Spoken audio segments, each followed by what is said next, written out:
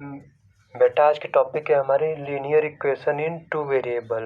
मतलब एक ऐसा लीनियर इक्वेशन होगा जिसमें दो वेरिएबल होंगे, एक्स वाई हो या फिर पी क्यू हो, आर एस हो, दो वेरिएबल हो। जैसे एक इक्वेशन हो जो कि किस फॉर्म में हो, A x plus B Y plus C equal to 0, इस फॉर्म में हो। ठीक है, जहाँ वेयर ए बी सी क्या है, are constant and x and y are, ठीक है, वेरिएबल्स।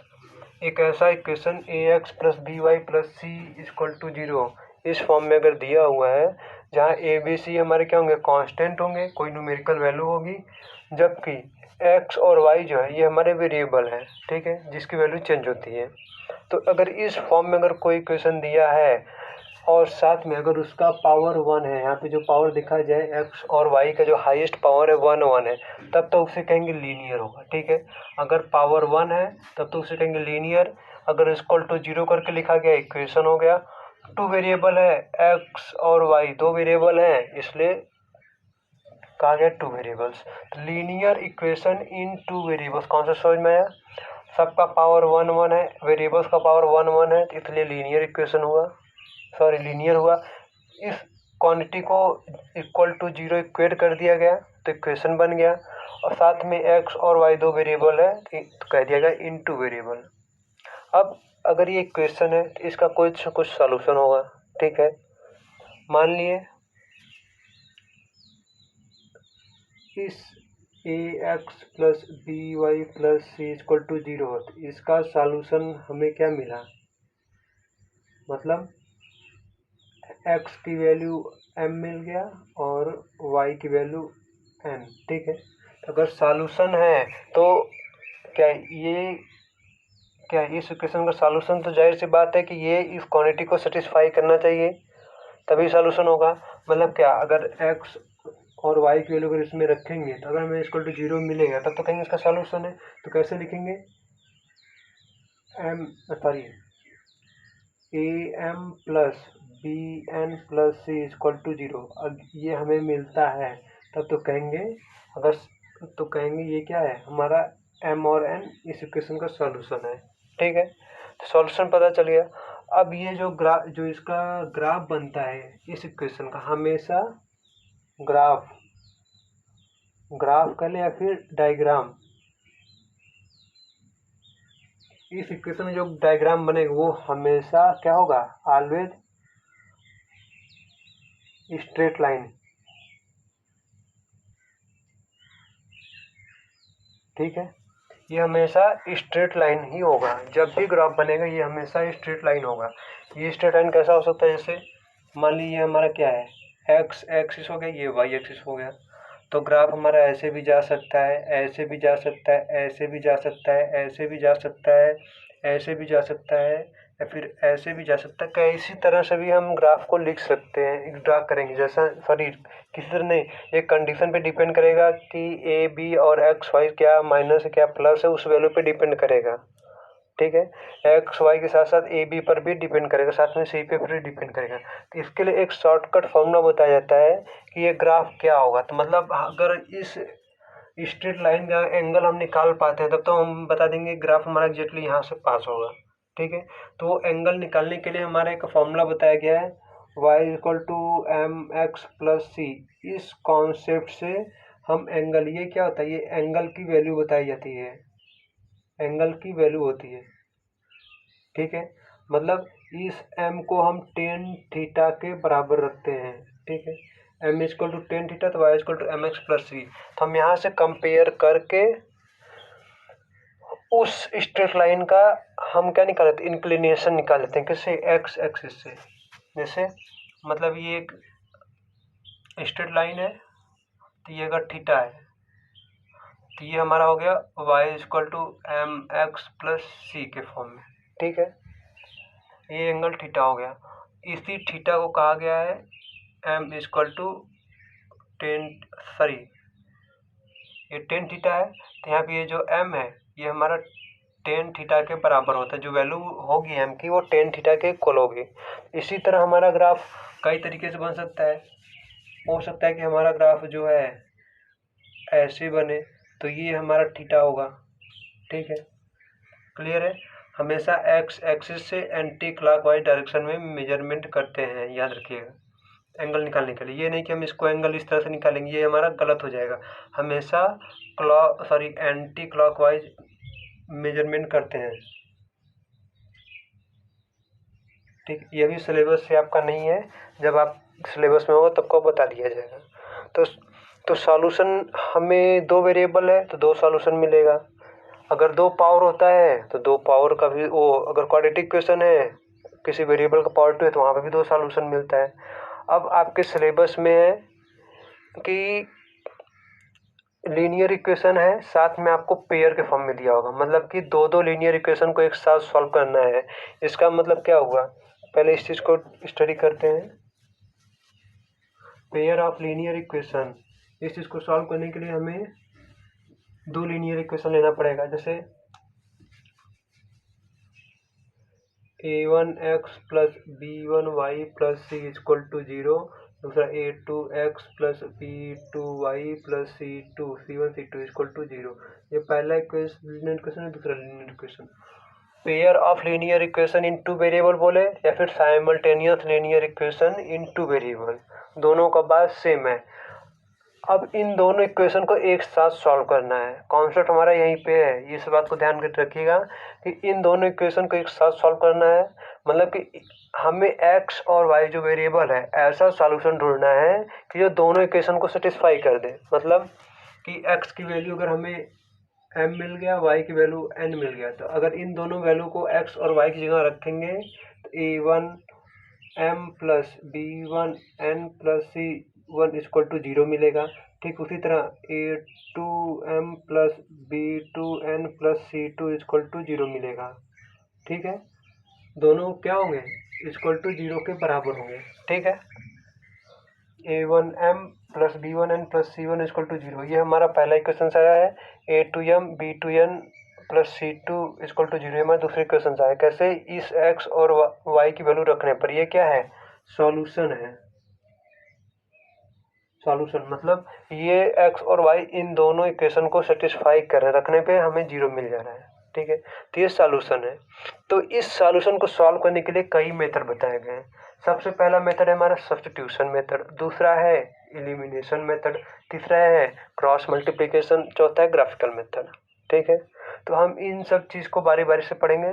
तो सबसे पहले बात करते हैं सब्स्टिट्यूशन मेथड में होता क्या है, या फिर उससे पहले इसकी प्रॉपर्टी पढ़ लेते हैं। ठीक है, लीनियर इक्वेशन की प्रॉपर्टी, एक सेकंड।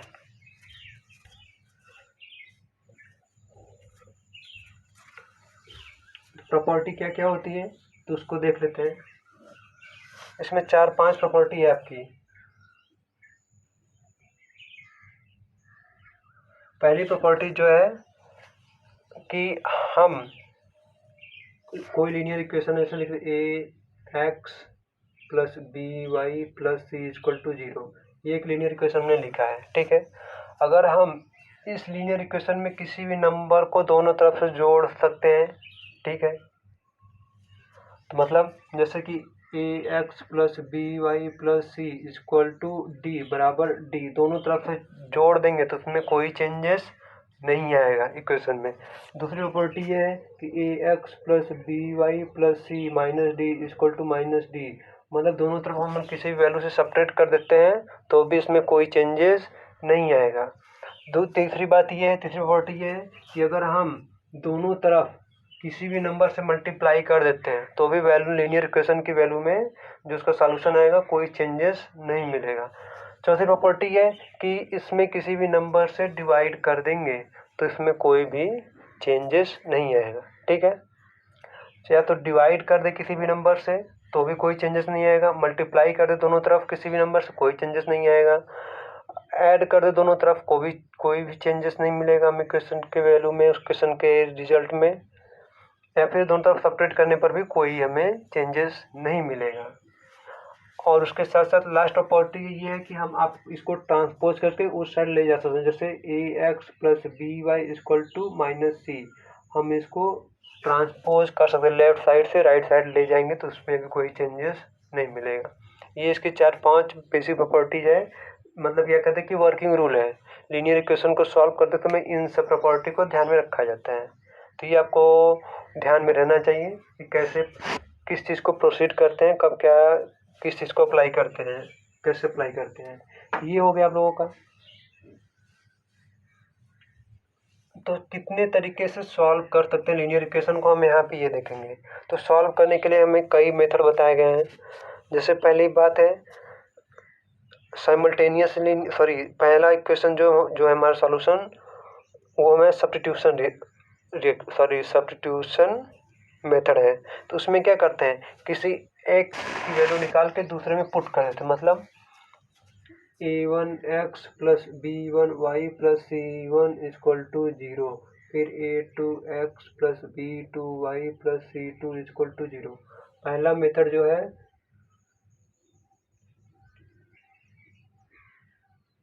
सब्स्टिट्यूशन मेथड, ठीक है। हम इसमें क्या करेंगे, किसी इस इक्वेशन से हम किसी x या y की वैल्यू निकाल करके दूसरे इक्वेशन पुट कर देंगे, ठीक है। मान लिया अगर हम यहाँ से y की वैल्यू निकालेंगे तो क्या हो जाएगा, y equal to minus a1x minus c1 upon b1, ये आएगा। अब इस y की वैल्यू को हम यहाँ पे पुट कर देंगे, तो a2x प्लस b2 ब्रैकेट में minus a1x minus c1 upon b1 plus c2 equal to 0। देखा तो यहाँ पे केवल एक ही वेरिएबल है, बाकी सभी एक ये वेरिएबल एक ये, मतलब दोनों सेम वेरिएबल है। तो हम कांस्टेंट को उस साइड ट्रांसपोज करके x की वैल्यू को हम निकाल सकते हैं, ठीक है। डिवाइड मल्टीप्लाई करके ऐसे सॉल्व करेंगे। तो अगर हमें x की वैल्यू मिल गई, यहाँ से हमें x की वैल्यू मान ली अल्फा मिल गया या फिर m मिल गया, ठीक है। अब इसी x की वैल्यू को या तो इसमें पुट करेंगे या फिर इसमें पुट, किसी दोनों इक्वेशन में किसी में भी पुट कर सकते हैं, आपके चॉइस पे डिपेंड करता है। पुट करेंगे, पुट करने पे आपकी y की वैल्यू n मिलेगी।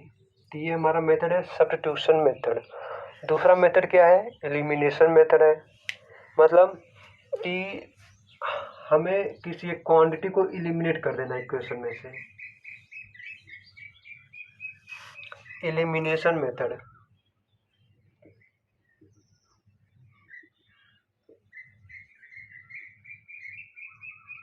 दूसरी method elimination method. Elimination method में होता क्या है, जैसे a1x plus b1y plus c1 equal to 0, दूसरा equation a2x plus b2y plus c2 equal to 0।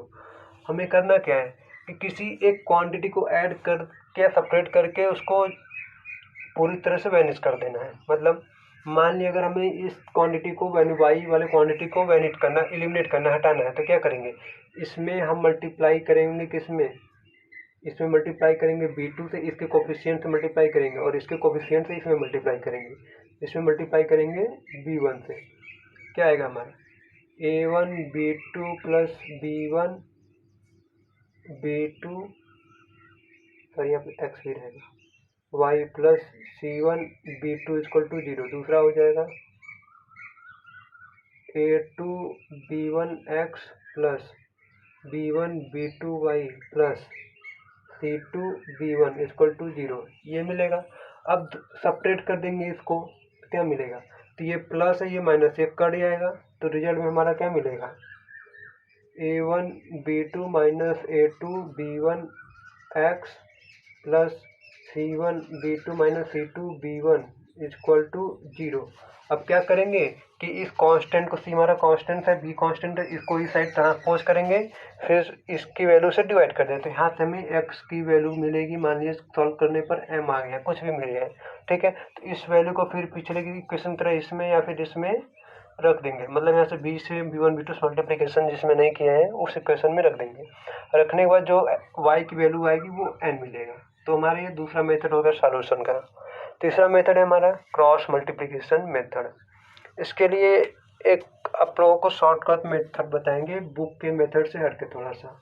इसमें क्या करते हैं, क्रॉस मल्टीप्लाई करते हैं, क्रॉस मल्टीप्लाई करके एक्स और वाई की वैल्यू निकालते हैं वेरिएबल की। तीसरा जो है क्रॉस मल्टीप्लिकेशन मेथड, ठीक है। इसमें क्या करेंगे, जैसे a1x plus b1y plus c1 equal to 0, दूसरा है a2x plus b2y plus c2 equal to 0। हम इस इक्वेशन को पहले इस तरीके से लिखेंगे,